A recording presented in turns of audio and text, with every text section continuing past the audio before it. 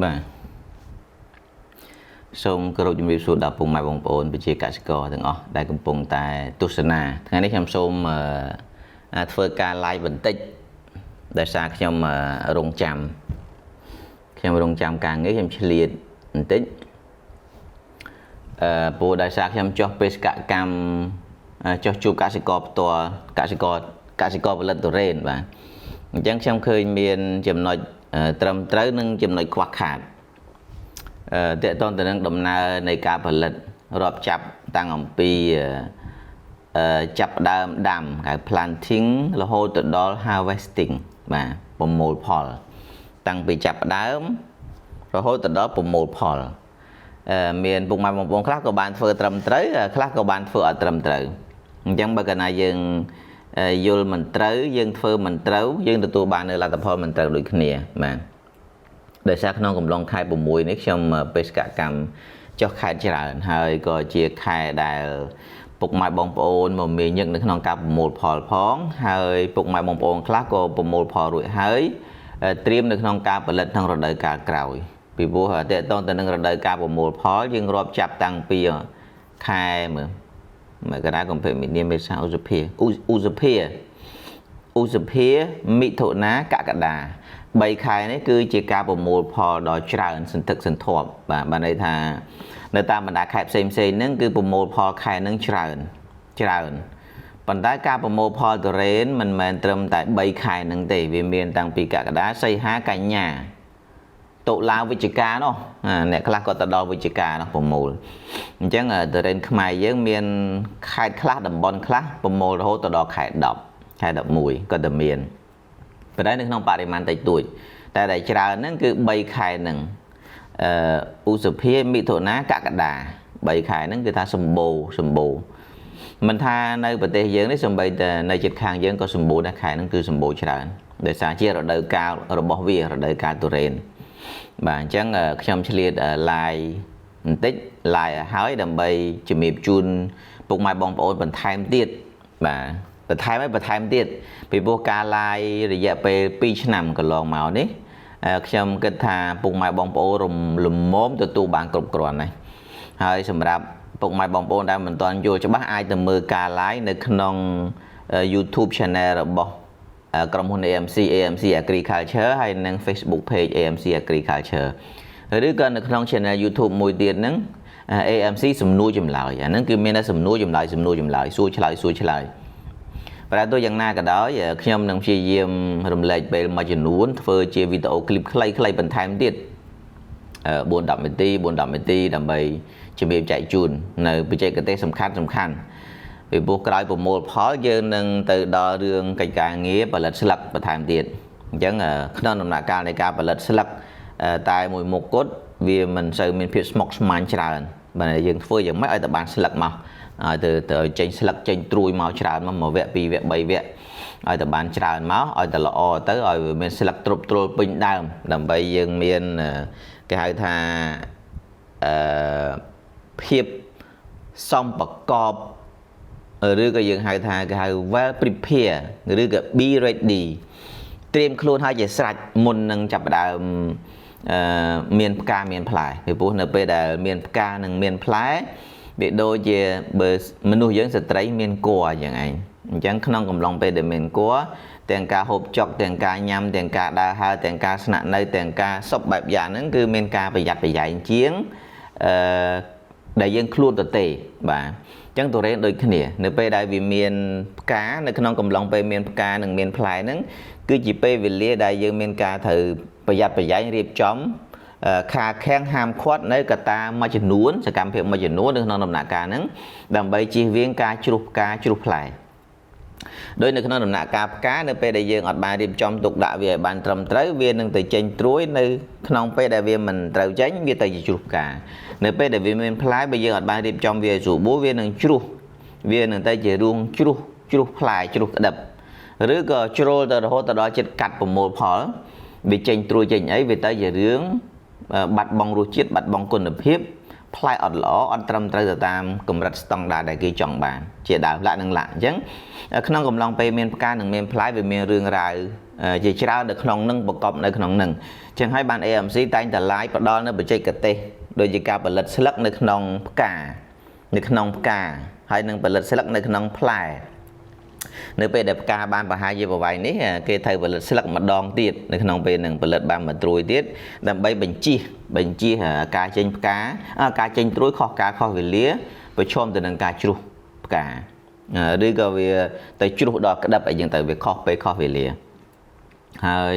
នៅពេលដែលផ្លែបានប្រហែលជា65ថ្ងៃទៅ70ថ្ងៃគេផលិតត្រួយម្ដងទៀតដើម្បីបញ្ជិះក្នុងរឿង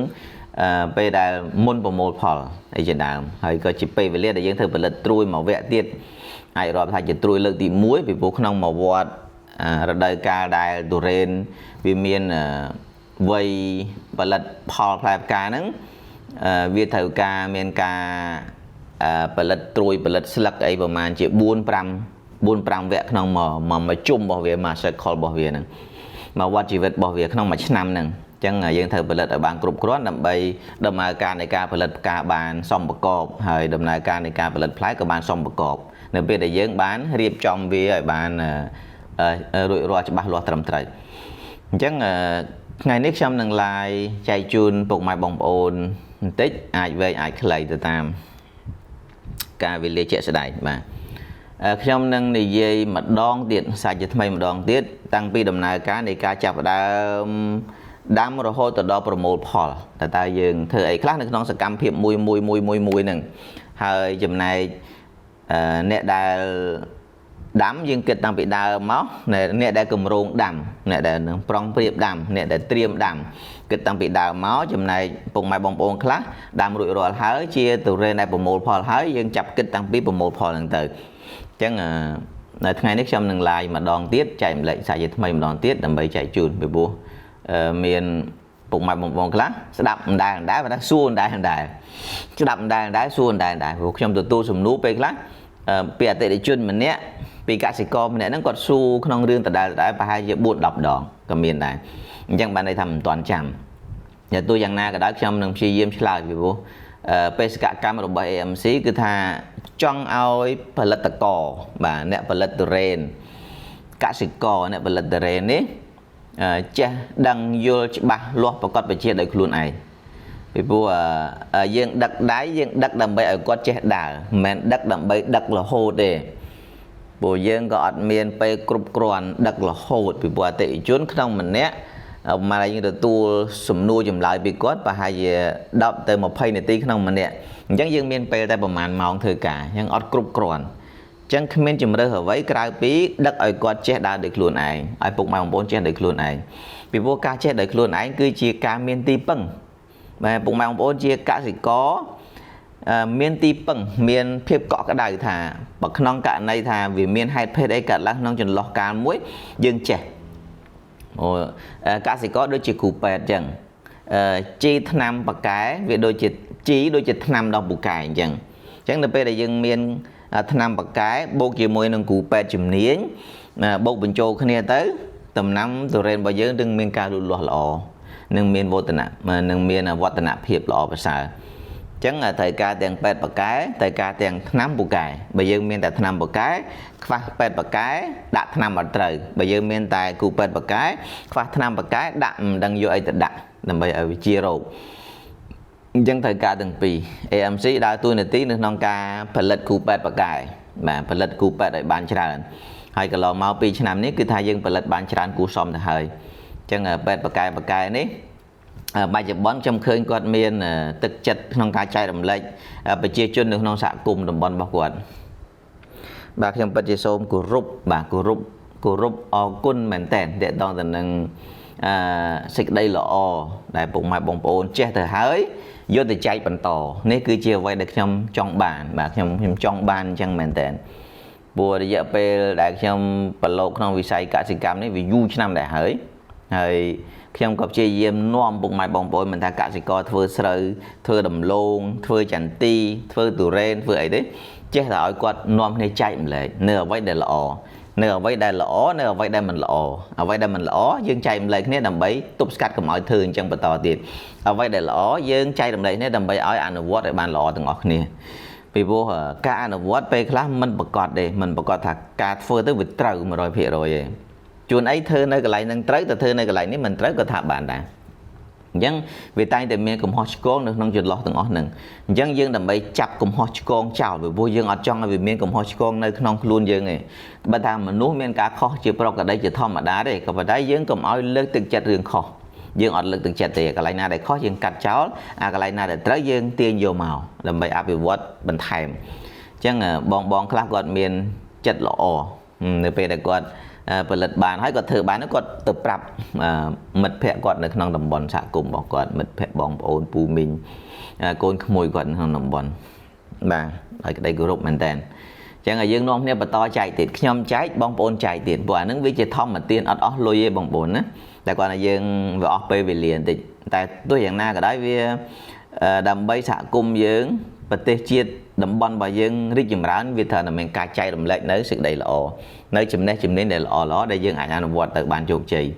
ដើម្បីបានផលទាំងអស់គ្នាពីព្រោះការដែលយើងមានចេតនាមិនចែករំលែកយើងលាក់លៀមដើម្បីយើងចង់បានតែម្នាក់ឯងហ្នឹងវាមិនមែនជារឿងល្អទេវាអាចល្អតែខ្លួនយើងក៏ប៉ុន្តែចុះសហគមន៍យើងបងប្អូនយើងអ្នកភូមិផងរបងជាមួយយ៉ាងម៉េចទៅអញ្ចឹងយើងអត់អញ្ចឹងទេហើយព្យាយាមចែកពីព្រោះខ្ញុំចោះទៅតាមខេត្តហ្នឹងខ្ញុំឮពុកម៉ែបងប្អូនខកពេល3ឆ្នាំខកពេល5ឆ្នាំឮតែភាពស្មុគស្មាញពីព្រោះការចែករំលែកពេកការចែករំលែកខ្លះគឺថាទូរ៉េគឺស្មុគស្មាញមែនតើលំបាកដល់ថ្នាក់ធ្វើអត់កើតហ្មងណាហានិភ័យបរាជ័យតែម្ដងប៉ុន្តែធាតុពិតមិនដល់ម្លឹងទេបងប្អូនពីព្រោះកសិករខ្លះគាត់មានដីហើយស្រេចអីគាត់អត់ចាំបាច់យកលុយទៅទិញដី 4-5 ម៉ឺនដុល្លារ 10-20 ម៉ឺនដុល្លារអីទេអត់បាច់ទិញទេពីព្រោះដីគាត់មានហើយ1ហិកតា2ហិកតា5ហិកតា4 10ហិកតាគាត់តែមាន20ហិកតាលើសពីនឹងគាត់តែមានប៉ុន្តែដល់ស្ដាប់ការចែករំលែកទៅវាលំបាកពេកគេថាលំបាកពេកវាហានិភ័យវាបរាជ័យវាខ្លាំងពេកអញ្ចឹងគាត់អត់ហ៊ានបន្ថយ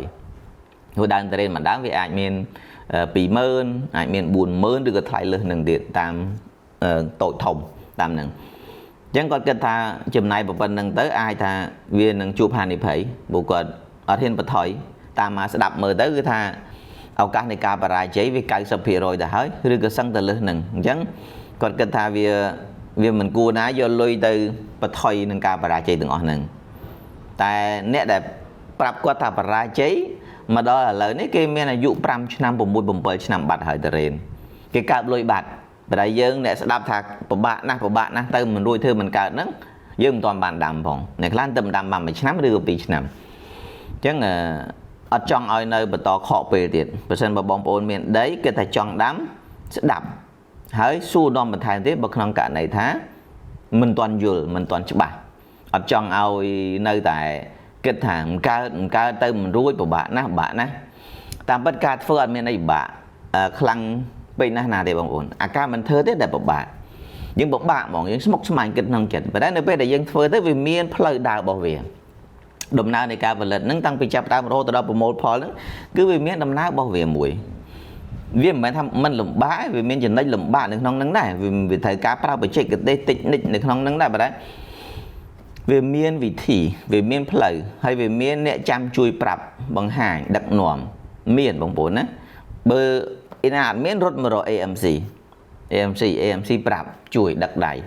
ហើយបើសិនជា AMC ក្នុងស្រុកទៅមិនរួចយើងមានដៃគូសហការក្រៅប្រទេសដែលគេជារៀនច្បងយើងគេដើរមុនយើងតែគេអាចមានតរេនរហូតដល់រាប់ម៉ឺនរាប់លានតោននៅក្នុងការនាំចេញមួយឆ្នាំអញ្ចឹងយើងមានដៃគូសហការក្រៅប្រទេសផ្សេងទៀតព្រោះអ្នកផលិតតរេនមិនមែនតែខ្មែរណាយើងមាននៅខាងវៀតណាមយើងមាននៅខាងថៃយើងមាននៅខាងម៉ាឡេស៊ីយើងមាននៅខាងឥណ្ឌូនេស៊ីប្រទេសដែលបូករួមនឹងខ្មែរផងអញ្ចឹងយើងមានគ្រូយើងមានមិត្តភ័ក្តិយើងមានបងប្អូនយើងមានបើថាខាងបច្ចេកទេសជីថ្នាំអាចពឹងទៅ AMC មក AMC មានដៃគូខាងរោងចក្រផ្សេងដែលគេមានជំនាញបច្ចេកទេសពីព្រោះរឿងការផលិតតរេនវាមានរឿងជីរឿងថ្នាំរឿងសត្វល្អិតអីផ្សេងរឿងរោគរឿងជំងឺអ chẳng biết phía xả xu nòm của bài chế bọn ấy AMC ban chui cả dịch co đài xung bay tài niệm minh lục bu để có cái tha có cầm lăng tôn sói con tơ mình đó thưa mình ca chong trăm bao qua đôi gì tơ mình ruồi ta có thơ bản mà đòi lấy nó có thơ ban tờ đèn lụ miền nè minh khác có lụ tờ đèn mai ơi cái non mà chỉ ca tại mà đòn lớn đấy còn bộ mô phò là hỏi hãy còn mai ơi cái bàn hãy còn cạp lùi bàn còn cạp bàn rọp mờn bàn ta hỏi chẳng số bây giờ con người ta ca chong trăm có cầm xây lõ cầm lăng có cầm xây đường móm nó có thơ bản bài chỉ bọn này chẳng ở miền kia mà mai đòi chỉ cả hãy ban lùi ai về thằng bạn lùi có ăn sống mong muốn ăn sống mà năm bộ một phó và thai đang chở ai ban pi 7 mớn 4 phẳng mớn này khác là 4 động mớn này khác lên nâng tràn chừng nâng tiền để cái phơi lại cái này chịp bỏ kì chẳng là riêng từ đây đấy khi nhom nơi tại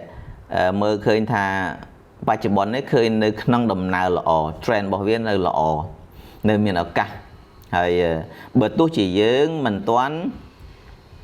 miền bề cái tên non ca và lên từ đấy ở tây chia là bỏ sùng nguột rồi bỏ đất tây chia mà sai tới dịp xem cả đời sau bây giờ nơi lụa sau cả đời cái nơi từ miền ở cả cho bằng rom từ mục đích dương ai miền bề cái tên dương miền cầm hôn vi này dột đại kê vi này dột này cái này sạch từ lên sau ở tây dịp xem nữa dương đừng ra từ miền ở cả dạng nào từ mà chẳng lời ní là đặc nom đây là thay vì bá có suy em kiên cô vì dục tốn làm bấy thường mấy ơi mở đi trong tầm lang chỉ sắp cam chia u sạc cam chia rong chạm xem xét là mấy cây này rồi bỏ chẳng việc căn tại vì vọt tại cái mong muốn chẳng việc về rất là oi miên là các tip xả tiền đôi ba chợ bón ấy khi mà lỡ họ đôi rong chạm cái xù cả muốn cái xù bà tầm lại lấy cái xù đến tầm lại lộ bạc nấy bạc lùi bạc nấy bạc cái bột lùi bà nè chẳng vì nơi miền là cá lỗ chẳng dương chấp đam đồng nào cả dương con bình dê pê tiệt bằng bộ cái này nơi bình dê pê tiệt về can là tây tiệt đây can là về ngày tiệt đây chẳng ngày đấy trong nâng phơi ca lại đầm bay chìm miếp chạy chuyên bụng mày một ổn để toàn tình nâng rebi rồi bọp clay bằng time tiệt lại chặt đông thay chỉ cá động lực bằng time tiệt bạn trong lấy trong xong sắp hơi từ xe đó đâm bây giờ về cái mọi về vùng quanh một từ rồi bây giờ càng nghe chán về anh với vốn từ một từ rồi chỉ đó sắp hơi quá ok bà chẳng trong số mà thưa ca và đá râm lực anh ấy và đá chạy lên buộc mặt một bộ và đá bộ và trăm pe tần đấy đang ngay nè không bốn đang ngay nè là vô trần tịt chẳng ngay em xôm mà chạy lại nơi bờ thiên là bót được trong bàn lên bị khẳng đàm chẳng tiện toàn tình cái hai thà durian production process đồng nào cá này cá phần lết durian tăng pi chập đá lo hốt từ đó cá một pol bây giờ như em pi riêng từ ren tăng pi chập đá lo hốt từ đó cá một pol á về miền dướiประมาณ 5 6 7 រឿងបងណា 5 6 7 រឿងទី1ឲ្យតេតងទៅនឹងការរៀបចំដីបងប្អូនណាការរៀបចំដីហ្នឹងរឿងទី1យើងរើសដីយ៉ាងម៉េចរឿងបន្ទាប់ពីរើសដីបានហើយទៅរឿងទី2យើងរើសការដាំយើងរើសការដាំយើងធ្វើដាំយ៉ាងម៉េចបានដីហើយយើងដាំហើយយើងថែទាំណារើសការថែទាំដូចជាដាក់ទឹកដាក់ជីណាដាក់ទឹកដាក់ជីការថែទាំការដាក់ទឹកការដាក់ជីរឿងទី3ដល់រឿងទី3ចប់ហើយយើងទៅរឿងទី4តេតងទៅនឹងការថែទាំខ្ញុំនិយាយថាការថែទាំតដែរចុះការថែទាំទី1ដំណាក់កាលទី1ការថែទាំដំណាក់កាលទី2តេតងទៅនឹងការថែទាំរឿងស្មៅរឿងការកាត់ស្មៅរឿងការទុកស្មៅរឿងការរក្សាស្មៅរឿងការយកស្មៅចេញរឿងការតែងមែកអីហ្នឹងអញ្ចឹងអាហ្នឹងដំណាក់កាលបន្តទៀតទី1ទី1ទី2ទី3ទី4ណាហើយបន្តមកទៀតទី5ដំណាក់កាលថែទាំដែរបណ្ដែរថែទាំដូចនេះគឺយើងថែទាំតេតងទៅនឹងរឿងសត្វល្អិតណារឿងសត្វល្អិតរឿងមេរោគអីផ្សេងអញ្ចឹងទី1ទី2ទី3ទី4ទី5ទី5ទី6ទី6តេតងទៅនឹងការបញ្ចេញផ្កាការបញ្ចេញផ្កាបញ្ចេញផ្លែធ្វើដំណើរលំអងផ្កាអីផ្សេងអញ្ចឹងរឿងទី6 Đó tới riêng ti bẩm bờ tệ tôn tên năng đầm nạ ca này cá lụt loa đầm nạ ca này cá lụt loa đầm nạ ca là bị trên cá hơi tại vì phai hơi đầm nạ ca lụt loa phai tăng bị cái đập từ là hô đó thom là hô từ đó đầm nạ ca chọn khói đầm nạ ca bầm một phò chẳng dương miên bầm man chỉ muối pí bảy bốn tám bầm muối bầm pớ bầm bảy nè chúng ta bầm bay đầm nạ ca cho chẳng được nói đầm nạ ca niệm mùi nếu dân thưa ấy là bông bồn tăng bị chập đá dân kết bị đầm nạ ca thì mùi từ bông bồn là ở đây dân kết bị đầm nạ ca thì bay lần từ đầm nạ ca thì buôn lần từ vì bố từ đến ban phai hai ban phò hai anh mình riêng đam anh mình riêng chơi được bụi anh mình riêng đây anh mình ấy tiệt đấy như rồi thằng bị tí bay tí buôn tí ban tí mỗi tí bớt tí bay đầm đỏ chẳng có thơ tập ban đang bị bố từ đến ban phò từ đến vây thòng hai chẳng tệ tôn từ nâng từ đến vì miền bầm bay riêng sầm khăn tăng bị planting là hố từ đó harvesting đám là hỗ từ đó promote Paul là đó cắt lại chẳng là lấy dân dây mùi tịnh nhầm tên tịnh mùi tệ tôn từ nắng riêng ca điệp trong đầy tìm mùi đó ca điệp trong đầy chẳng ca điệp trong đấy tìm mùi dân đầy bọc hết nà đầy mình chia và chia lo đây đại mình chom tức bọc hết đây có hom bọc hết đây ấy là miêu crôi đây ấy bài na để thà chia xạ xong chuyện đây để xạ xong chiều mùi nắng đồng năm tuổi đến đây về ai comfort bản để về ai luôn lo bản về nơi chiều mùi bản hay cá chết ở đây mùi tiền nó cứ tiền tông từ nâng cầm đặt pH đầy bốn á pH đây là tuổi đến dân thử cá cứ cầm đặt pH 5.5 tới 6.5 mà vẫn thì phí để tông từ nâng pH 5.5 tới 6.5 bà chắc nó có rướng ti mùi này nó không rướng để tôn từ nâng cá riêng trong đầy đàn hay riêng cao bị rương pH nó để tôn từ nâng cá sum ạt sum ram ở với đây cái thay vì bông co từ đó hai pay con cá lút lót đầm nằm bỏ giường terrain bỏ giường bà chắc rương ti bấy để tôn từ nâng cá sum ạt smile để tôn từ nâng cá sum ạt đây riêng trong đây ban sạt lo nè ngay hay giờ riêng mùi tiết để tôn từ nâng ca riêng trong một đại đám về ai từ lơ sát than là phiếp đầy chòm tức đầy chìm ria đầy nung đây ấy dạng mấy anh nó riêng riêng trong được tạm nâng từ thời cặp đồng đá cái thời pun viên tích tầm bây ở phật âm pi han đi pay chòm tức chòm ấy nâng anh nó riêng riêng trong tạm nâng thời pun thời riêng trong đầy pú cái thà thơm thật cặp hới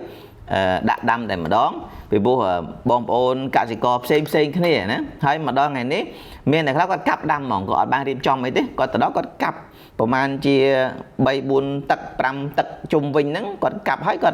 đâm để mà đón từ chiếc cái là mát chừng đây cái là mát cứ thà chọp nè cái là mát buôn trồng đưa cái mùi tắc buôn trồng đưa cái buôn trồng có cặp chùm hết có đã đâm thêm đòn mà đó là lời ní từ đến bao quát ban phò hỏi có một phò lại có đâm lên chẳng có đâm đôi đâm cái xu chẳng cặp đâm chẳng bên này cặp đâm chẳng có ban phò này cặp đâm để có pun nó có ban phò chẳng để tôn từ nâng rương cả đâm nắng về miền bị xem này tam sần thành đấy ta là bị là bột chẳng mà đòn ngày nít thưa chẳng mấy có bàn này là này miền này đâm pun của bán này đâm cặp đâm của bàn đâm thòng đà chẳng để tôn từ nâng ca điệp trong rộn đời hay mùi tiết ở nước nông ca điệp trong đây rộn đời nó cứ bé bọn từ nâng rương cùng liệt nó cái oi cùng liệt cái đồng chỉ lo bị bầm bấy tự đọc mệt nước nông cùng liệt bị mà đám để dân tài chẳng là nó nông rương tìm muối đá cả sẽ có để có toàn miền từ đến còn thử đám còn kết cù vì rương tìm muối nó cứ miền bầm màn gì bầm ban nâng rương muối bị bay buôn pram rương nó còn kết rương điệp trong đầy nè hay bắt đầu bị rượp chụp trong đây hay có từ tông tì pi tiết cứ có điện tôn từ nâng cả đã đầm bốn á giống cả đã đám tại dương thường mấy đầm nạ ca tì muối nếu bây đại dương muốn đám dương thời cả pui mình chẳng dương thời chơi ra pui bột phê ná đã kết thà miên tầm rau cà tì xả nắng mùi tiết pui bột phê ná đã kết thà về xong srop chiều muối nâng ca sẽ thiên nông tầm bòn rồi bỏ dương chạy đại những bột phê nà dương mơ đà nâng hay pui bột phê ná đây về thôn là nâng chùm ngư thôn là nâng rô đây về xong srop chiều muối nâng tầm bòn ca sẽ thiệt nên nông còn lại dương đài ចឹងអានេះក៏ជាអ្វីដែលពុកម៉ែបងប្អូនត្រូវរៀបចំត្រូវគិតគូរទុកជាមុនមិនមែនចាំដល់ថ្ងៃចាំគិតតែយើងត្រូវត្រៀមរៀបចំទុកឲ្យហើយអញ្ចឹងតេតងទៅនឹងរឿងពូជហើយពូជហ្នឹងវាមានអាពូជពុះអញ្ចេះវាមានអាពូជបិទបញ្ឈៀងមិនទៀតវាមានអាពូជតឬតដើមមិនគេហ្នឹងអាហ្នឹងវាពាក់ព័ន្ធទៅនឹងរឿងពូជឯងបងប្អូនហ្នឹងយើងជ្រើសរើសពូជយើងជ្រើសរើសពូជហើយយើងជ្រើសរើសពូជអាពូជដែលយើងរើសហ្នឹងយើងរើសផងអាកូនដែលមានគុណភាពល្អព្រោះតាមតម្លៃរបស់វាដែរតម្លៃវាយើងរើសអាតម្លៃទាបពេកវាអត់សូវល្អអត់មានគុណភាពវាធ្វើឲ្យការខាតពេលខាតវេលាព្រោះការដាំពេលខ្លះអាកូនល្អដាំទៅវាឆាប់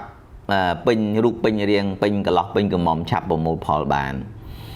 កូនខ្លះវានៅក្រិនហ្នឹងហើយអញ្ចឹងយើងត្រូវជ្រើសរើសដែរបងប្អូនណាអញ្ចឹងតេតងទៅនឹងប្រភេទកូនដែលល្អតិចមកហើយមួយទៀតការដាក់ដាំបើតាមខ្លះក៏ថាដាំរដូវណាក៏បានដែរតែគាត់នៅរដូវប្រាំងវាពិបាករឿងការគ្របហើយយើងប្រយ័ត្នប្រយែងក្នុងការស្រោចទឹកហើយដិតដល់ច្បាស់លាស់ប្រកបវិជ្ជាប៉ុន្តែអ្នកខ្លះទៀតគាត់ថាអត់ទេដាំបច្ចេកទេសខ្លះថាដាំនៅក្នុងរដូវវស្សារដូវភ្លៀងហ្នឹងគឺថាដំណើរនៃការលូតលាស់របស់វាល្អអត់សូវបាក់ស្រោចទឹកអីទេព្រោះភ្លៀងហើយធម្មតាភ្លៀងវាមានជាតិអាស៊ូតជាតិអីខ្លះនាំពំទៅ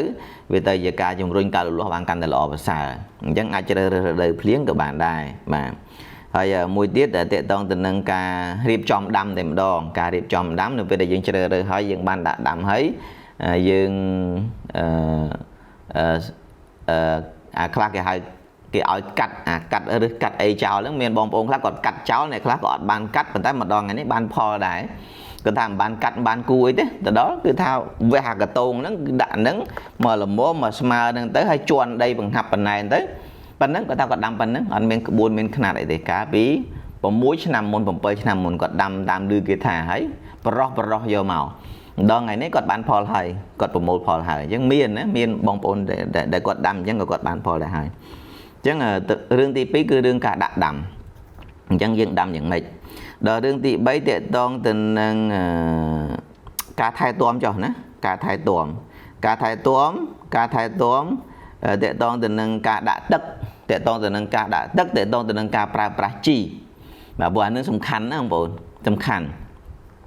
តេតងទៅនឹងការដាក់ទឹកដាក់ជីហ្នឹងបើក្នុងដំណាក់កាលដែលយើងទៅដាំរហូតដល់មុនប្រមូលផលអត់សូវលំបាកទេអាហ្នឹងក្នុងកំឡុងពេលហ្នឹងខ្ញុំលើកទឹកចិត្តឲ្យពុកម៉ែបងប្អូនដាក់ជីដូចថាពីដើមឡើយគេឲ្យគេដាក់ជីធម្មជាតិដាក់ជីកំប៉ុស្តដាក់ជីអីហ្នឹងអាហ្នឹងពេលហ្នឹងយើងដាក់ជីធម្មជាតិលាយជាមួយនឹងគីមីខ្លះទៅគីមីសរីរាង្គគីមីខ្លះកំប៉ុស្តខ្លះធម្មជាតិខ្លះយើងបំពាក់បំពន់វាទៅដើម្បីជំរុញការលូតលាស់ឲ្យបានកាន់តែល្អប្រសើរចាំពេលដែលរដូវកាលដែលវាប្រមូលផលមានផ្លែមានផ្កាអាហ្នឹងចាំយើងរៀងប្រើជីដែលមានបច្ចេកទេសបន្តិចពីព្រោះក្នុងពេលនោះកំឡុងពេលនោះវាត្រូវការបច្ចេកទេសវាត្រូវការតិចនិចពីព្រោះជីសំបីតែពពួកជី NPK លេខវាត្រូវដាក់ឲ្យត្រូវដែរព្រោះបើដាក់មិនត្រូវវាទៅជារឿងផ្សេងទៀតអញ្ចឹងចាំពេលដែលប្រមូលផលចាំគិតទៀតបាទតែបើមិនទាន់ទេយើងដាក់ទៅកំប៉ុស្តខ្លះធម្មជាតិខ្លះគីមីសរីរាង្គខ្លះទៅដើម្បីជំរុញទៅដល់ការលូតលាស់អញ្ចឹងតេតងទៅនឹងការដាក់ទឹកហ្នឹងគឺសំខាន់យើងស្រោចទឹកតរ៉េនត្រូវការទឹកប៉ុន្តែការស្រោចទឹកយើងស្រោចយ៉ាងម៉េចក្នុងកម្រិតដែលវាត្រូវការកុំឲ្យយើងស្រោចឲ្យលើសពីតម្រូវការគេហៅថារុក្ខជាតិវាត្រូវការទឹកវាត្រូវការបរិយាកាសវាត្រូវការជីអាហារូបករណ៍បន្ថែមវាត្រូវការពពួក NPK អញ្ចឹងវាត្រូវការទាំងអស់តែកម្រិតដែលវាត្រូវការទឹកប្រហែលជា 25% ទឹក 25% បរិយាកាសនៅក្នុងលំហវាមិន 25 អាហារូបករណ៍បន្ថែមហើយបូកនឹងជី 50 ទៀត 25 50 បូក 50 វា 100% អញ្ចឹងវាតម្រូវការគ្រប់ 100% អញ្ចឹងយើងរៀបចំធ្វើម៉េចឲ្យត្រូវជាមួយនឹងអ្វីដែលវាត្រូវការបាទអញ្ចឹងតេតងទៅនឹងការស្រោចទឹកយើងស្រោចនៅក្នុងបរិមាណដែលសមស្របទៅហើយជាពិសេសទឹកដែលយើងត្រូវប្រយ័ត្នប្រយែងហើយប្រុងប្រៀបគឺរដូវប្រាំងបងប្អូនណាពូឆ្នាំមុនបត់ពិសោធន៍ឆ្នាំមុនមានជាការងាប់ក៏ច្រើនគួរសមដែរដោយសារអ្នកខ្លះគាត់ថាទឹកអូរបស់គាត់20ឆ្នាំមិនដែលរីងតែឆ្នាំមុនរីងអញ្ចឹងកន្លែងនេះក៏យើងត្រូវគិតដែរហើយបុកដងឆ្នាំមុនប្រទាំងប្រទេសមែនតើ តម្លៃទ្រព្យតែ5 600 1000ឡើងដល់ 3000ក៏អត់មានអ្នកទៅបុកដែរដោយសារតម្រូវការច្រើនហើយវាប្រទេសប្រថាមែនតើអញ្ចឹងរឿងទឹកត្រូវគិតគូរជាពិសេសគឺដល់រដូវប្រាំងហើយការដាក់ជីក្នុងដំណាក់កាលនៃការលូតលាស់យើងដាក់ជីធម្មជាតិខ្លះសរីរាង្គខ្លះបូកគីមីសរីរាង្គខ្លះយើងដាក់វាទៅហើយដើម្បីឲ្យវាលូតលាស់ល្អភ្ញូចវាឲ្យបានល្អយើងដាក់ជីលេខដំណើរការលូតលាស់គឺ15 បូកជាមួយអាហាររងបំបន្ថែមដែលវាមានសមាសធាតុដូចជាកាល់ស្យូមម៉ាញ៉េស្យូមស្ប៉ុនធ័របូរ៉ុនក្លរីនម៉ង់កាណេសដែកនីកែតុងដែងសង្កសីម៉ូលីដែនចឹងយើងដាក់វាទៅច្បល់បញ្ចូលគ្នាទៅហើយបូករួមជាមួយនឹងសារធាតុកែប្រែគុណភាពដីទៅពីព្រោះតេតងទៅនឹងគេហៅការរៀបចំ land preparation ហ្នឹងការរៀបចំដីហ្នឹងវាត្រូវការឲ្យមានកម្រិត pH ពី5 ទៅ5កន្លះទៅដល់6កន្លះចឹងការដាក់ចក្រវាលកែប្រែគុណភាពដីហ្នឹងគឺដើម្បីឲ្យដីកម្រិត pH ដីសុខភាពដីឲ្យធ្វើឲ្យដីរបស់យើងវាមានសុខុមាលភាពមានសុខភាពល្អធ្វើឲ្យដីរបស់យើងវាមានរុនខ្យល់មានអុកស៊ីសែនមានមីក្រូសារពាង្គកាយហើយវាជួយទៅដល់ការកែខៃទៅមិនឲ្យបញ្ជីបំបត្តិអាពពុះបាក់តេរីអាក្រក់រក្សាបាក់តេរីល្អដែលមាននៅក្នុងដីដើម្បីជំរុញដល់ការលូតលាស់ដំណាំរបស់យើងអញ្ចឹងNPK លេខ1555បូកចក្រវាលអាហាររងបំបន្ថែមបូកកែប្រែគុណភាពដីអានឹងដាក់ទៅលើដីច្បល់ចូលគ្នាទៅបើថាទៅម្ដាំយើងដាក់មកក្តាប់មករណ្ដៅមកក្តាប់ទៅបើថាធំវា2ក្តាប់3ក្តាប់រហូតទៅដល់អាយុកាល1ឆ្នាំ2ឆ្នាំទៅដល់កន្លះគីឡូ1គីឡូក្នុងមួយដើមទៅតាមហ្នឹងទៅតាមវ័យដំណើរការនៃការលូតលាស់អញ្ចឹងអ្វីលូតលាស់ហ្នឹងយើងដាក់អញ្ចឹងទៅហើយបន្តមកទៀតយើងបាញ់ជីទឹកណាបងប្អូនបាញ់ជីទឹកបន្ថែមទៀតពីព្រោះរុក្ខជាតិវាបឺតតាមឫសដើមតាមស្លឹកអញ្ចឹងស្លឹកក៏សំខាន់ដែរដើរតួនាទីសំខាន់អញ្ចឹងយើងបាញ់ទៅរៀងរាល់7ថ្ងៃម្ដងយើងបាញ់រៀងរាល់សប្តាហ៍ម្ដងបូករួមជាមួយនឹងថ្នាំពុលការពារបញ្ជីសត្វល្អិតបំផ្លាញផ្សេងអញ្ចឹងពេលហ្នឹងយើងបាញ់យើងមាន NPK លេខ1555បូកជាមួយនឹង Future Gold បូកជាមួយនឹង Wonder Amino ពពួក Amino Acid ពពួក Amino Acid ពពួកវីតាមីនច្រើនមុខ Amino Acid ច្រើនមុខដើម្បីអីដើម្បីឲ្យធ្វើឲ្យរុក្ខជាតិហ្នឹងវាបើកមាត់បានល្អហើយវាស៊ីចំណីបានគ្រប់គ្រាន់ព្រោះអ្នកខ្លះគាត់បាញ់ទៅអត់សូវស្ទុះអត់សូវឡើងដោយសារអីរុក្ខជាតិហ្នឹងវាអត់ចង់បើកមាត់វាអត់ចង់ស៊ីចំណីវាឈឺវាមានបញ្ហាអញ្ចឹងបាញ់ចេះតែបាញ់ទៅបឺតហ្នឹងវាអត់សូវបឺតអញ្ចឹងទៅវាមិនសូវសមប្រកបដែរអញ្ចឹងពពួក Amino Acid ពពួកវីតាមីនហ្នឹងអានឹងវាជួយច្រើននៅក្នុងការបើកមាត់រុក្ខជាតិធ្វើឲ្យរុក្ខជាតិបឺតស្រូបបានល្អប្រសើរជាងមុនប្រើប្រាស់សារធាតុចិញ្ចឹមដែលមានទាំងបានទៅប្រើបានច្រើនជាងមុនប្រសិទ្ធភាពជាងមុនវាធ្វើឲ្យដំណើរការនៃការលូតលាស់បានល្អប្រសើរជាងមុនបាទអញ្ចឹងគាត់បាញ់អញ្ចឹងទៅពពួក Amino អញ្ចឹងទៅដើម្បីឲ្យជំរុញដល់ការលូតលាស់លឿនណាបងប្អូនលឿនឆាប់ពេញវ័យ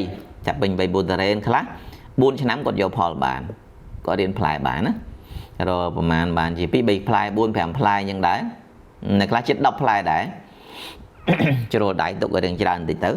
អញ្ចឹងក្នុងដំណាក់កាលទី3ហ្នឹងតេតងទៅនឹងការថែទាំតាមរយៈការដាក់ទឹកនិងការដាក់ជីបាទអញ្ចឹងយើងចប់ពីអាហ្នឹងទៅយើងទៅមកតង់ទៀតតេតងទៅនឹងការថែទាំដែរប៉ុន្តែតេតងទៅនឹងការកាត់ស្មៅនិងការតែងមែកបងប្អូនណាកាត់ស្មៅនិងតែងមែកព្រោះអាហ្នឹងសំខាន់ព្រោះស្មៅវាអាចជន់ដំណាំរបស់យើងដែរវាអាចផ្លាញដែរហើយបើសិនបើយើងកាត់តបតែងវាបានល្អវាទៅជាស្មៅហ្នឹងអាចរក្សាសំណើមដីកុំឲ្យដីវាស្ងួតហួតហែងខ្លាំងពេកអញ្ចឹងវាអាចទប់ទល់ធ្វើឲ្យterrainរបស់យើងមិនហួតពេកមិនក្តៅពេកធ្វើឲ្យវាមានសំណើមក្នុងបរិមាណដែលវាត្រូវការវាជួយជំរុញទៅដល់ការលូតលាស់terrainរបស់យើងដែរហើយស្មៅនៅតំបន់ខ្លះកន្លែងខ្លះយើងត្រូវយកចេញដើម្បីអីដើម្បីពេលដែលយើងដាក់ជីទៅឲ្យterrainរបស់យើងវាស្រូបជីបាន 100% កុំឲ្យស្មៅទៅដើមអីជាដើមអញ្ចឹងក៏យើងត្រូវកាត់ស្មៅរៀបចំស្មៅធ្វើម៉េចតុបតែងឲ្យបានស្អាតល្អទៅតាមអ្វីដែល terrain យើងត្រូវការលក្ខខណ្ឌ condition របស់វាហ្នឹងបាទអញ្ចឹងតេតងទៅនឹងការតែងស្មៅហើយមួយទៀតយើងក៏ត្រូវតែងមែកដែរ terrain យើងតែងមែកព្រោះមែកខ្លះវាអត់បានផលវាអត់ប្រយោជន៍អញ្ចឹងយើងតែងវាទៅតែងរឿយមកជាប្រចាំមកដើម្បីឲ្យកុំឲ្យវាស៊ុបទ្រុបពេកឲ្យវាមានពន្លឺមកគ្រប់គ្រាន់ឲ្យវាមានលំហូរខ្យល់ទៅគ្រប់គ្រាន់ព្រោះterrain របស់យើងវាមិនមែនត្រូវការតែជីណាវាមិនត្រូវការត្រឹមតែអាស៊ូត phosphorus potassium calcium magnesium ស្ប៉ុនធ័របូរ៉ុនក្លរីនម៉ង់កាណេសដែកនីកែតុងដែងសង្កសីម៉ូលីដែនណា វាត្រូវការទាំងអុកស៊ីហ្សែនវាត្រូវការទាំងអ៊ីដ្រូសែនវាត្រូវការទាំងកាបូនអញ្ចឹងវាត្រូវការលំហទាំងអស់ហ្នឹងដើម្បីឲ្យវាមាន flow លំហូរខ្យល់ហ្នឹងហូរទៅមកអញ្ចឹងទៅសុខភាពរបស់យើងវាសុខភាពតរ៉េនក៏វាល្អដែរហើយវាមានពន្លឺគ្រប់គ្រាន់វាធ្វើរស្មីសំយោគបានល្អណាវាធ្វើ metabolism វាធ្វើអីចឹងទៅហើយមួយទៀតតែយើងកាត់វាឲ្យស្រឡះក៏វាចំណេញរឿងការបឺតជីដែរឧបមាថាមេឃវាមាន5ដែលយើងកាត់មេឃឥតប្រយោជន៍ចេញ2ឬក៏3ចឹងទៅវាជីដែលយើងដាក់ទៅអាមេឃ2ហ្នឹងវាស៊ីបានគ្រប់គ្រាន់អញ្ចឹងទៅអញ្ចឹងអាហ្នឹងក៏ជារឿងមួយដែរដែលយើងត្រូវតែងមេឃហើយមួយទៀតសត្វល្អិតពេលខ្លះវាស៊ុបទ្រុបពេកវាតែជារឿងសត្វល្អិតដែរអញ្ចឹងក៏ការពារបញ្ជីអានឹងប្រមាណភាគរយអញ្ចឹងទៅដែរហើយមួយទៀតរោគណារោគបើកណ្ដាលយើងតែងបានល្អក៏វាជំនួយដែររឿងស្មៅរឿងអីដែលយើងរៀបចំកុំឲ្យវាប៉ាំទឹកកុំឲ្យវាដកកុំឲ្យវាអីទឹកនៅនឹងខ្លាំងពេកក៏ជំនួយទៅដល់រឿងរោគដែររឿងរោគផ្សិតអីរឹសអីផ្សេងហ្នឹងអាហ្នឹងក៏ជំនួយដែរអញ្ចឹងតើតើទៅនឹងការតែងមេឃរឿងការកាត់ស្មៅហ្នឹងអាហ្នឹងវាជារឿងដែលកសិករគួរតែស្វែងយល់ហើយសង្កេតពិនិត្យតាមដានវាបន្តទៀតអាហ្នឹងរឿងការតែងមេឃហើយមួយទៀតអ្វីដែលយើងត្រូវថែទាំក្នុងដំណាក់កាលហ្នឹងគឺតកតងទៅនឹងការកាត់មេឃហើយការមើលជំងឺហើយមួយទៀតពពួកមេឃដែលវាមានមេរោគណាបងប្អូនមេឃដែលមានមេរោគយើងកាត់ចេញទៅណាដែលមានបញ្ហាដែលយើងគិតថាត្រូវនេះយើងប្រមូលចេញខ្លះទៅតាមការគួរតាមស្ថានភាពជាក់ស្ដែងនៅពេលហ្នឹងអញ្ចឹងអានេះរឿងតបតែងមេឃរឿងការកាត់ស្មៅចប់ពីរឿងហ្នឹងទៅនៅក្នុងដំណាក់កាលនៃការថែទាំដណ្ដើមបងប្អូនយើងថែទាំមេឃស្មៅហើយមានសត្វល្អិតបងប្អូនសត្វល្អិតនិងជំងឺអាហ្នឹងក៏យើងត្រូវតែថែទាំដែរយើងទៅថាត្រួតពិនិត្យណាអាសាកវ៉ែលមើលវារឿងដាំតរ៉េនយើងអត់មែនដាំចោលបានទេណាបងប្អូនយើងត្រូវដើរកវ៉ែលអាសាកវ៉ែលវាមើលអញ្ចឹងយើងដើរមើលទៅមានជំងឺមានបញ្ហាមានអីផ្សេងអត់អាហ្នឹងយើងរៀបចំតាមហ្នឹងទៅហើយត្រួតពិនិត្យជាប្រចាំហើយយើងមើលបញ្ហាដែលវាអាចកើតឡើងដែលវាតែងតែមានរដូវកាលហ្នឹងវាអាចសម្បូរស្អីកើតឡើងជំងឺអី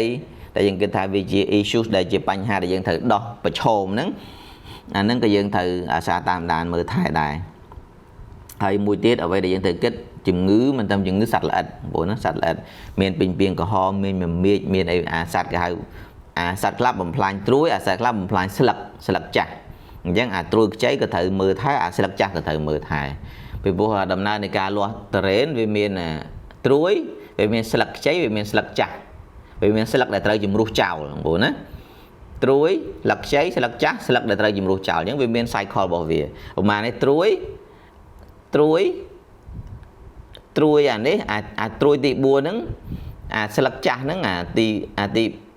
នេះចេញអានេះវាត្រូវជំរុះអញ្ចឹងវាត្រូវវាមាន cycle វិលជុំអញ្ចឹង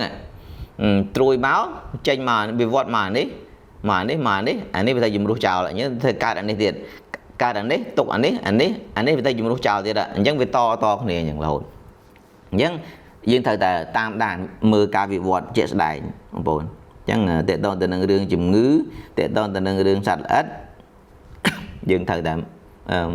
មើលវាតាមដានវាហើយមួយទៀតតកតងទៅនឹងរឿងរោគផ្សិតរោគអលួយឬរោគsunburn ឆេះស្លឹកឆេះអីរោគច្រេះរោគអីដែល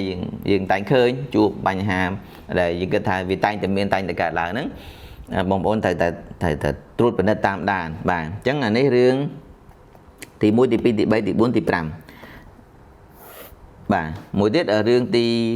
6រឿងទី6បានន័យថាជាពេលវេលាដែលតរ៉េនអានេះបានន័យថាតរ៉េនអាយុមានផ្លែបងប្អូនចាប់ពី5ឆ្នាំឡើងទៅហ្នឹងអាហ្នឹងអ្វីដែលយើងត្រូវធ្វើតកតងទៅនឹងហៅ flowering and pollination បញ្ចេញផ្កាជាមួយនឹងការធ្វើដំណើរលំអងបងប្អូនណាការបញ្ចេញផ្កានិងការធ្វើដំណើរលំអងអានេះក៏ជារឿងសំខាន់ដែរការបញ្ចេញផ្កាបូករួមជាមួយនឹងការធ្វើដំណើរលំអងព្រោះតកតងទៅនឹងរឿងដំណើរលំអងរឿងការបោះផ្កាបោះផ្លែហ្នឹងបោះផ្កាយហ្នឹងអ្នកខ្លះក៏ថាធ្វើអ្នកខ្លះក៏មិនធ្វើបើតែអ្នកធ្វើក៏បានអ្នកមិនធ្វើក៏បានដែរតែយ៉ាងណាយើងបានជាមេរៀនហើយធ្វើការថ្លឹងថ្លែងពិចារណាឲ្យខ្លួនឯងចុះបាទអញ្ចឹងតកតងទៅនឹងការបញ្ចេញផ្កានិងការធ្វើដំណើរលំអងពុទ្ធរ៉េនរបស់យើង ជាទូទៅតារ៉េនប្រហែលជាអាយុ4ទៅ5ឆ្នាំបើយើងថែទាំវាបានល្អវាអាចផ្លែឲ្យយើងបានដែរ4ឆ្នាំ5ឆ្នាំចាប់ផ្ដើមផ្លែអញ្ចឹងក្នុងដូចក្នុងខែនេះប្រមូលផលបងប្អូនណាខែនេះប្រមូលផលចោលសពគ្រប់យើងមិនផលិតត្រួយផលិតស្លឹកបងប្អូនណាផលិតស្លឹករហូតទៅដល់ខែ9ក៏នៅក្នុងកំឡុងផលិតស្លឹកដដែលដែរក៏មិនដែរយើងចាប់ផ្ដើមដាក់ជីដើម្បីផលិតផ្កាថ្ងៃទី1ខែ9យើងដាក់ជីផលិតផ្កាថ្ងៃទី20ខែ9យើងដាក់ជីផលិតផ្កាក្រោយពីនឹងទៅខ្ទង់ខែ10ដែលតាមការសង្កេតរបស់ខ្ញុំឆ្នាំមុននិងឆ្នាំនេះខែ11បានចាប់ផ្ដើមចេញផ្កាបងប្អូនណាខែ11រហូតដល់ឈានចូលខែ12ណោះខ្លះបានចេញផ្កាបើឆ្នាំមុនមួយទៀតខែ10យើងដាក់ថ្ងៃ1ខែ9ម្ដងយើងដាក់ថ្ងៃ20ខែ9ម្ដងខ្ទង់ថ្ងៃ15ខែ10អីចាប់ផ្ដើមចេញផ្កាប្រមូលផលវាទៅជាប្រមូលផលខែ4ចុងខែ4ហ្នឹងទៅបើចេញខែ11វាទៅជាប្រមូលផលខែ5ចាប់ពីខែ5ឡើងទៅខែ5ខែ6ខែ7ប្រមូលផលសម្បូរតារ៉េនប្រមូលផលក្នុងកំឡុង3ខែហ្នឹងអញ្ចឹងតារ៉េនយើងអាយុ4ទៅ5ឆ្នាំចាប់ដើមចេញផ្កាហើយចាប់ដើមមានផ្លែហើយចាប់ដើមមានឱកាសបានផលហើយអញ្ចឹងយើងរៀបចំក្នុងកំឡុងពេលហ្នឹងគឺរៀបចំដើម្បីធ្វើម៉េចឲ្យមានផ្កាបងប្អូនណាអញ្ចឹងអានឹងចាំដល់ខែខ្ទង់ខែ8ខែ9ខ្ញុំនឹងព្យាយាមជ្រុំបន្ថែមទៀតដើម្បីឲ្យពុកម៉ែបងប្អូនដឹងថាតើក្នុងកំឡុងពេលហ្នឹងយើងរៀបចំយ៉ាងម៉េចធ្វើយ៉ាងម៉េចដើម្បីយើងបានផ្កាដើម្បីឲ្យមានចេញផ្កាមកហើយនៅពេលដែលចេញផ្កាហើយគេធ្វើម៉េចបើតារ៉េនយើងសង្កេតមើលទៀតពេលផ្កាក្នុងដំណាក់កាលថែទាំផ្កាហ្នឹងយើងថែយ៉ាងម៉េចទៀតហើយពេលដែលវារីកម៉ោងប្រហែលវាសុខភាពល្អម៉ោងប្រហែលវារៀងយឺតម៉ោងប្រហែលត្រូវបន្ថយទឹកម៉ោងប្រហែលត្រូវបន្ថែមទឹកយ៉ាងម៉េចហ្នឹងអានឹងចាំបច្ចេកទេសមើលនៅពេលហ្នឹងបន្ថែមទៀតតកតងទៅនឹងរបៀបរបបក្នុងការមើលផ្កាថែផ្កាពួកក្នុងកំឡុងថែទាំផ្កាសំខាន់ណាបងប្អូនយើងដាំតារ៉េនយកផ្លែតែដើម្បីបានផ្លែវាត្រូវតែមានផ្កាមិនអញ្ចឹងហើយដើម្បីមានផ្កាវាត្រូវតែមានស្លឹកគ្រប់គ្រាន់ទៅផលិតផ្កាអញ្ចឹងចាំពេលហ្នឹងគឺយើងរំលឹកគ្នាបន្ថែមទៀតតែថ្ងៃនេះខ្ញុំឡាយជាលក្ខណៈទូទៅបន្តិចដើម្បីឲ្យជាការសារជាការដាស់តឿនជាការរំលឹកដល់ពុកម៉ែបងប្អូនយើងត្រៀមខ្លួនគេហៅថា well prepare រៀបហើយជាស្រេចត្រៀមខ្លួនឲ្យដោយល្អកុំឲ្យប្រទេសមិនដឹងធ្វើអីទុកអីវាទៅជារឿងកើតបញ្ហាព្រោះបើយើងផលិតស្លឹកយឺតបើនេះផ្កាយឺតបើផ្កាយឺតផ្លែវាយឺតដល់កណ្ដាផ្លែយឺតវាធ្វើឲ្យការផលិតស្លឹកលើក្រោយយឺតទៀតដល់កណ្ដាផលិតស្លឹកក្រោយយឺតទៀតផ្កាយឺតទៀតផ្លែយឺតទៀតប្រមូលផលយឺតទៀតដល់កណ្ដាប្រមូលផលយឺតវាទៅជាការផលិតស្លឹកលើក្រោយយឺតទៀតអញ្ចឹងវាយឺតតគ្នាបងប្អូនណាវាយឺតតគ្នាហើយយើងពិបាកនឹងបន្ស៊ីគ្នាណាយើងលំបាកមានផលលំបាកអញ្ចឹងហើយបានថាអ្វីក៏វាមានការទំនាក់ទំនងគ្នាវាមានសម្ព័ន្ធណាវាមានសម្ព័ន្ធនឹងភាពនឹងគ្នាតាំងពីចាប់ផ្ដើមរហូតដល់បញ្ចប់អញ្ចឹងរឿងផ្កាខ្ញុំទៅត្រួសប្រវត្តិនឹងចុះផុតពីផ្កាទៅមិនផ្លែបងប្អូនផ្លែចាប់ផ្ដើមផ្លែអានឹងកៅ fruit development ដំណាក់កាលផ្លែហើយផ្លែវាចាប់ផ្ដើមលូតលាស់តាំងពីក្តាប់រហូតដល់ធំរហូតដល់ប្រមូលផលហ្នឹងឯងអញ្ចឹងចាប់ពីយើងបោះផ្កាចប់សពគ្រប់ទៅផ្លែចាប់ពីអាយុគេថាមានអាយុប្រហែលជា90ទៅ100ថ្ងៃជាង125 130ថ្ងៃអីហ្នឹងអាហ្នឹងគេកាត់ផ្លែកាត់អីហ្នឹងអញ្ចឹងក្នុងដំណាក់កាលប្រហែលថ្ងៃហ្នឹងតែយើងត្រូវតែថែទាំផ្លែយ៉ាងម៉េចហើយក្នុងដំណាក់កាលផ្កានេះយើងថែទាំផ្កាយ៉ាងម៉េចបានផ្កាហើយដើម្បីកុំឲ្យផ្កាជ្រុះយើងថែហើយទៅផ្លែយ៉ាងម៉េចធ្វើយ៉ាងម៉េចដើម្បីកុំឲ្យផ្លែជ្រុះកុំឲ្យផ្លែវាជ្រុះហើយផ្លែវាមានលក្ខណៈល្អមានទម្ងន់មានរូបរាងល្អមានក្លែបល្អចាប់ពីខ្ទង់2គីឡូកន្លះយ៉ាងទូច3គីឡូកន្លះទៅ4គីឡូកន្លះហើយហ្នឹងយ៉ាងធំហ្នឹងគឺជាផ្លែដែលទីផ្សារត្រូវការច្រើនអស់លុយតិចបានផ្លែហូបបើធំពេកអស់លុយច្រើនហើយសាច់ក៏វារៀងមិនសូវឆ្ងាញ់ផងអស់លុយច្រើនអត់មានលុយទិញអញ្ចឹងតម្លៃវារៀងទីផ្សារមិនសូវល្អបាទអញ្ចឹងហើយបើសិនជាពាក់ព័ន្ធទៅនឹងរឿងការម៉ៅទៀតម្ចាស់ចកាខាតព្រោះអ្នកខ្លះគេម៉ៅមកចកាអញ្ចឹងគេមើលទៅគេវាយអ៊ូក្នុងមួយផ្លែវាមានតូចខ្លះធំខ្លះប្រហែលថាមួយផ្លែគេវាយថា$9ឬក៏$10មួយចកាហ្នឹងគេកាត់យកហ្មង tại đời dương thông với việc khai cha chỉ cả những bật lại lầm mồm tới một cái nào apply thông việc tiên apply tịch cái nào apply tích về tờ gì thông chẳng cái nào apply riêng tôi là món về tờ gì bàn trả những dừng lục bàn trả đó cha chỉ cả thời che sợi nâng tiến á bộ con làm nạ ca là cái ta fruit development nâng ca apivot apply đây việc non cầm lòng PDV đi chừng nào nó nhưng cú đã chi ấy kì thay tôm ấy về bộ chi sầm đạp slug về miền rừng slug cá về miền rừng cá apply về miền rừng apply đôi khi non nạ ca đại dương bật slug này cái đại lên đập pram bốc hà rong bom tham đục bốc cài phải còn phèm đầy đó vẽ cá cái đại cái đại pram đập pram bốc hà rong bom tham bốc cài phải còn phèm đầy đó vẽ apply chắp bị đập từ là hô từ đó apply môn một phoประมาณ ngày nắng cái đại lên pram bốc hà rong bom tham bốc cài phải còn phèm đầy hay dân ban chi tức dân ban tam năng từ chi tức dân ban future goal bốc bờ tha select dân ban future goal bốc cho mùi nâng lệ đập pram chi NPK tức đập pram bốc cho mùi Wonder Amino cá còn chẳng cá dân đập pram bốc nâng bốc nâng future goal bốc nâng Wonder Amino đập play cái đôi cái này đâm về play là open lại cái nạ tram trời nó dân ban thay toàn play pram bốc nâng future goal bốc nâng Wonder Amino như thế rồi dùm này chi goal được cho mai điều đó hàng đam mình chẳng dương điệp trong chẳng đầm bể được non cầm nạ ca đa ca lụt lọt play nắng dương thử đã ha ở việc bàn cục còn tiếng hà rón tiếng bầm pot bẩn thèm bây giờ banh tập pi bay mục nâng bị trôi cái này không buồn bờ chi bé dương đã pi mục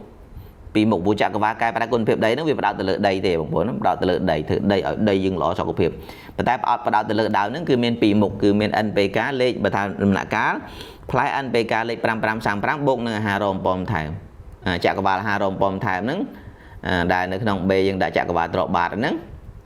nứng tập pi mục nứng cho bò bự chuột này tới chỉ cá sạch phái cá cái đôi này pram bột cho mùi nứng chặt vào hà rồng bom thèm chỉ cá sạch hay bây giờ cho ở đây về lò tiếp dân đã chặt vào cái pra con phèm đầy bột cho mùi này tàu hay đầm nạ cá sấu cái đôi này đập pram bột cho mùi nứng chặt vào hà rồng bom thèm dân cho ở đây lò tiếp dân đã chặt ba cái phải còn việc đầy tới bảy mục của châu này nó cứ cướp cọn một bồn viên đừng miên smart thiệt đôi chip pi mục của châu này nó viên đừng miên smart thiệt hà rón hà cố là hà rón bom mình thèm bạn ấy về miên tăng pi trong macro thiết micro thiết hay secondary thiết bạn ấy tha macro ban đó rút potassium đại diện hai NPK nó secondary ban đó calcium magnesium sponsor đó là micro thiết bạn đó boron chlorine mong gần đại này cái đồng đang sang sấy molybden bố của châu này tới và cái này những đại chi bài nắng cứ vì miền Hà-si cướp cron trên đây về miền Hà-si cướp cron đầm nạ ca này ca lô bảo vệ cứ pin lẹ cái nạ là o thì mà đòn hay mình tâm ta luôn luôn là o thế việc vừa ao sọc cầm là phep đào nắng là o thiệt đang vì miền sọc phep là o mình chi pi dừng ngừ được em cho pe cả mà ngày đấy em su bon cả sẽ có cái tha chắp pi đầy pra chi rồi bọc trong môn MC tới có thể admin chìm ngư ở đây để cóสังเกต คือ admin chìm ngư có ai mơ đa mà bị môn nó người ta có chu chai về nó người ta mà nam mình này hay và đại cày mà tiết người ta có thể admin chìm ngư cày mà tiết cả đại có pra chi để trầm trời về bố nơi bên đại dương pra chi để cái hay là right source right time right rate bộ phận trầm trời chùm luôn trầm tới bạn để mang trầm tới nước nông tí cái line trầm tới right place nè chẳng thế này bạn nơi sọc mà là phép rồi bạn là overstar này dân ca pra bài nâng nè cho nó là ca này ca luôn play trong và bạn nâng cho dừng khai chạp bên nâng tới nơi bây giờ bạn play hay giờ mình từ đầu là ca trong cào trong và chóc cứ ca một họ đôi nằm khai nè cứ chỉ khai bộ môn phò lại bụng mang bố cho bắt bộ môn phò này các bộ môn phò đang bị đắp ngày muôn mỏ hồ hài chẳng dừng bộ môn phò lại nó cắt đầm na ca này ca bộ môn phò khi ông tay để men ca lư su nòm cái thơ mấy bạn đăng tháp bộ môn phò này các có đắp ngày mà rối mà phay ngày mà rối mà phay pram ngày máu có chập làm cắt mòn đây này là tiếc cái thợ ở đây có đây chạm mờ ở đây lư đúc muối ở nó cái đo khai bộ môn phò lại có chập làm cắt vô đây mà đòn hay khác tiết ở đây còn do sầm lên còn do khăn còn do cái ta pre nơi cái bà play nó cục sầm lên đục mưa tới riêng lung gật vô nâng hay là tiếc cái ta gật đà tới riêng khăn cho bạn phi khăn nâng nâng cái ta nâng ngay đóไปประมูลพอละในคลาสที่กระถาได้ในตัวละประหาตองสุดดองกบาพลายนั้นกระถานั้นดอกาละยังlập biết được nông cà mơ đầm bay muôn bè nâng nâng chẳng tử hay mùi tiết đầm bay ở căn tử chiết nganh ở việc em ở việc mốt sạch cầm ở việc chia châu cái nâng nâng nông cầm lòng pe muôn bè pi sập đá tự bay sập đá kim miên bị chết cái tết thoi tực bộ nó bị thoi tực sập đá dương rọp thoi còi sập đá cắt sập đá ti mùi sập đá ti pi muôn cắt sập đá ti bay muôn cắt nhưng sập đá ti bay nâng cái bị thoi một phay phệ rồi cái sợi nó tập bạch sập phệ rồi bạch sập ấy thôi một lô từ đó sập đá ti pi muôn cắt hà sập phệ rồi hà sập lô đó sập đá cắt nâng chập bầm bơ ngay nâng cái bị thôi nó so tầm một phay phệ rồi hà sập từ một phay lô đó muôn pi bay ngay cái ai đặt ấy nâng cứ chỉ bị chết cái tên mũi này cứ chỉ tích định mũi này bộ nó chắc là khi ông hạ bị đôi chỉ thà riêng ven lại và mà gì hà sập nè tì tới còn hay cả nghĩ ní có chọc để hỏi chẳng khi ông cái thà khi ông nâng chay đầm lệ đò bụng mai bông ôn miền và bạn này cho làm bày bàn chia bắt đầu mà bị giàu từ đò bụng mai bông ôn bị chia cả sẽ co cả thời gian na đầm bày ơi từ đây bao giờ ban phò lọ phụ cả thứ đầm bưng phò từ đến bao cái này dương phơi từ tám cái buôn khát vì mình xây lùng bà cắt bẩn thoi hai này phải bàn chán cắt bẩn thoi ca chìm này bàn chán cắt bẩn thoi chìm ngư đầm cắt rục ấy xem bàn chán chẳng bao cái này dương đăng dương vô dương che phơi tới atra này phép chốt chơi vì miền chán mong muốn á chẳng chị bật bị sao được nhau bàn chui cả sẽ có từ đếnประมาณยี่ปีbảy năm ní khơi ta quật phơi bàn chán hơiហើយខ្ញុំនឹងបង្កើតកម្មវិធីលើកទឹកចិត្តផ្សេងដូចកាលពីប្រហែលមួយខែមុនខ្ញុំឲ្យខាងនាយិកា MC គាត់ធ្វើកម្មវិធីថតរូបយកវ័នបងប្អូនណាថតរូបថតវីដេអូយកវ័នអញ្ចឹងខ្ញុំនឹងឲ្យគាត់បង្កើតកម្មវិធីក្នុងរដូវកាលក្រោយថតរូបថតវីដេអូយករង្វាន់ដដែលក៏ប៉ុន្តែយើងថតលើកនេះយើងថតជា3វគ្គស្លឹកវគ្គផ្កាវគ្គផ្លែអញ្ចឹងសម្រាប់ពុកម៉ែបងប្អូនដែលផលិតស្លឹកបានល្អថតរូបភាពស្លឹកនឹងមកត្រង់ត្រេស្លឹករូបស្លឹកស្ថានស្លឹកដែលគាត់ផលិតស្លឹកបានល្អត្រួយចាស់ត្រួយល្មមត្រួយខ្ចីអីមិនហ្នឹងឲ្យគាត់ថតពីអាទាំងអស់ហ្នឹងឲ្យគាត់ចែករំលែកបងប្អូនចែករំលែកណាចែករំលែកឲ្យធ្វើម៉េចដើម្បីបានស្លឹកអញ្ចឹងការចែករំលែកហ្នឹងគឺជាប្រយោជន៍មួយខ្ញុំចង់ឲ្យពុកម៉ែបងប្អូនបានយកខ្លួនទៅបង្ហាញនៅក្នុងបណ្ដាញសង្គមពីព្រោះការបង្ហាញខ្លួននៅក្នុងបណ្ដាញសង្គមវាជាផលប្រយោជន៍មួយដែលឲ្យគេដឹងថាបងប្អូនមានតរេនបងកសិករឈ្មោះកមកខគងហ្នឹងគាត់មានតរេនរបស់គាត់នៅតំបន់នេះអញ្ចឹងមានគេចាំទុកថាអូមានតរេននៅតំបន់នេះដល់រដូវកាលប្រមូលផលគេនឹងទៅរកនៅតំបន់នោះហើយអ្នកនៅជិតតំបន់នោះគេទៅរកតំបន់នោះនៅជិតតំបន់ខាងនេះគេទៅរកតំបន់ខាងនេះអញ្ចឹង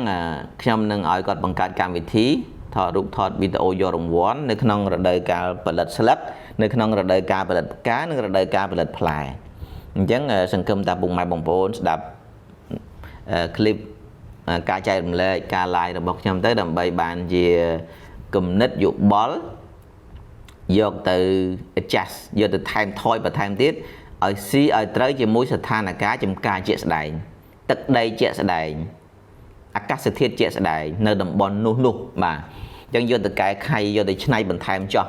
ដើម្បីឲ្យវាត្រូវជាមួយនឹងស្ថានភាពជាក់ស្ដែងរបស់ពុកម៉ែបងប្អូននៅតាមចង្ការផ្សេងគ្នាអញ្ចឹងបន្តមកទៀតយើងចែករំលែកហើយទម្លាប់និយាយយូរទៅពុកម៉ែបងប្អូននឹងឆ្លាតនៅក្នុងការនិយាយអញ្ចឹងវាជាប្រយោជន៍មួយដែលបាន associate ខ្លួនជាមួយនឹងបណ្ដាញសង្គមខ្ញុំនឹងឲ្យគាត់ធ្វើអាហ្នឹងហើយមួយទៀតក៏វាជាការលើកទឹកចិត្តមួយដែរពុកម៉ែបងប្អូនខ្លះគាត់បាន4-5 ដងទៅអញ្ចឹងទៅវាខ្ទង់$100ជាងអីទៅដែរអញ្ចឹងវាជាផលប្រយោជន៍មួយសម្រាប់ជាការលើកទឹកចិត្តដល់ពុកម៉ែបងប្អូនបន្តិចបន្តួចមិនជាច្រើនបន្តិចបន្តួចប៉ុន្តែអ្វីដែលខ្ញុំចង់បានពីកម្មវិធីគឺចង់ឲ្យពុកម៉ែបងប្អូនបង្ហាញវត្តមាននៅក្នុងបណ្ដាញសង្គមព្រោះរឿងផលិតតរេនដែលជោគជ័យមិនមែនត្រឹមតែផលិតស្លឹកបានផលិតផ្កាបាននិងផលិតផ្លែបានទេវាថែមទាំងយើងលក់បានទៀតតោះតែយើងលក់បានទៀតអញ្ចឹងជារឿយខ្ញុំសង្កេតឃើញថាសម្រាប់បងប្អូនដែលគាត់ចេះលេងបណ្ដាញសង្គមគាត់លក់បានច្រើន ហើយដូចជាការខ្លះអ្នកខ្លះគាត់នៅទំរីងជិះចង់កាត់មាត់ញោកដូចខ្ញុំជិះឡានទៅមកពីខាងខ្លែងក៏រៀងលាក់ទៅពីខាងកំពង់ថ្មនេះក៏រៀងលាក់អញ្ចឹងមិនប្រកាសថាគេស្គាល់មិនដឹងថាអ្នកអំពេញនឹងទៅតាមផ្លូវណាអត់ដឹងទេក៏ប៉ុន្តែនៅពេលដែលយើងបង្ហើរនៅក្នុងបណ្ដាញសង្គមគេស្គាល់គេដឹងអញ្ចឹងគេដឹងអញ្ចឹងវាជាឱកាសមួយដែរឥឡូវក្រុមហ៊ុនដឹកជញ្ជូនមាន25ខេត្តក្រុងអញ្ចឹងបងប្អូនបង្ហោះទៅលក់ទៅដឹកជញ្ជូនពីនោះមកទៅដល់ដៃអតិថិជននៅភ្នំពេញនៅខេត្តនៅកន្លែងណាអញ្ចឹងវាបង្កលក្ខណៈងាយស្រួលទៅបងម្ចាស់ចំការហើយម្យ៉ាងទៀតនៅពេលដែលគិតថានឹងចែករំលែកនឹងត្រៀមថានឹងផលិតឲ្យស្អាតចេះ1ចេះ2អញ្ចឹងផលប្រយោជន៍ដែលទទួលបានគឺថាស្លឹកស្អាតផលប្រយោជន៍ដែលទទួលបានគឺពុកម៉ែបងប្អូនកាន់តែយល់ច្បាស់ពីព្រោះនៅពេលដែលយើងមានតួនាទីថាត្រូវចែករំលែកគេអញ្ចឹងភារៈរបស់យើងត្រូវស្រាវជ្រាវត្រូវសិក្សាត្រូវសង្កេតត្រូវពិនិត្យយកចិត្តទុកដាក់និយាយទៅយកចិត្តទុកដាក់តែម្ដងអញ្ចឹងបងប្អូននឹងទទួលបានភាពប៉ិនប្រសប់ភាពប្រកបនិយមកាន់តែខ្លាំងនៅក្នុងការផលិតទុរេនបានកាន់តែល្អពីមួយឆ្នាំទៅមួយឆ្នាំបងប្អូននឹងមានវឌ្ឍនភាពអញ្ចឹងខ្ញុំបង្កើតកម្មវិធីនេះគោលបំណងធំគឺថាចង់ធ្វើម៉េចឲ្យពុកម៉ែបងប្អូនមានការចូលរួមធ្វើឲ្យខ្លួនកាន់តែខ្លាំងកាន់តែអស្ចារ្យកាន់តែមានសមត្ថភាពកាន់តែមានពិសោធន៍នៅក្នុងរឿងនឹងបន្ថែមទៀតបាទអញ្ចឹងកម្មវិធី live របស់ខ្ញុំនៅថ្ងៃនេះនៅពេលនេះគឺថាសូមបញ្ចប់ប៉ុណ្ណេះចុះហើយសម្រាប់ពុកម៉ែបងប្អូនដែលចង់ប្រឹក្សាយោបល់បន្ថែមអាចទំនាក់ទំនងមកកាន់លេខទូរស័ព្ទ015 067 077 98 20/98 ឬក៏តាមរយៈ Facebook page AMC Agriculture ឬក៏ YouTube Channel AMC Agriculture ឬក៏មួយទៀត YouTube Channel មួយទៀតគឺ AMC សំណួរចម្លើយបាទពេលនេះខ្ញុំសូមជម្រាបលាពុកម៉ែបងប្អូនត្រឹមប៉ុណ្ណេះចាស់បាទសូមអរគុណ